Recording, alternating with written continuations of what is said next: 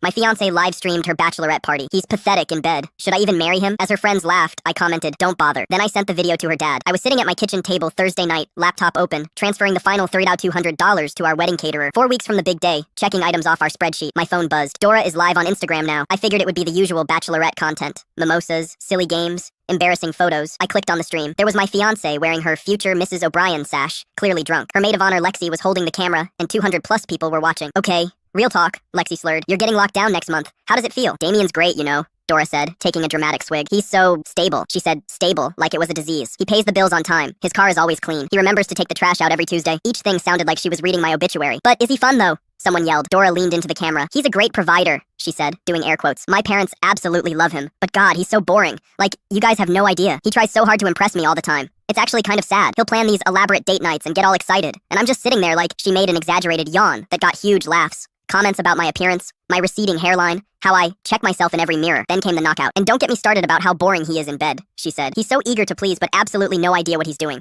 I have to fake it every single time just to get it over with. The comments exploded. Laughing emojis, brutal messages, people tagging their friends. So honestly, guys, Dora said, looking directly into the camera, should I even marry him? The room erupted. The chat went crazy with, don't do it, girl comments. Someone yelled, what about Marcus? Dora's eyes lit up. Oh my God, Marcus. She proceeded to describe hooking up with her coworker during their company retreat last month, with 200 plus people watching. I was already screen recording. She was genuinely asking 200 random Instagram strangers if she should marry me, instead of talking to the actual guy she was supposed to marry in 4 weeks. I typed 2 words into the live chat. Don't bother. Then I started canceling. Wedding venue, caterer, coordinator, professional, polite emails, one after another. I copied our wedding spreadsheet to my drive, then removed Dora's access. 4 months of planning, locked away in seconds. Within an hour, my phone exploded. Lexi calling in panic. What did you do? Dora just got an email from the venue. WTF is going on? I put my phone on silent. Dora called 53 times. The voicemail cycled through every emotion. Confusion, anger, bargaining, more anger, then entitled rage. When she showed up Friday afternoon, dragging her suitcase, still in her bachelorette clothes, she was shaking with indignation. You have 5 minutes to explain yourself. Explain what? I looked up from my book. You asked a question. I gave you an answer. Then I acted on it. It was a joke.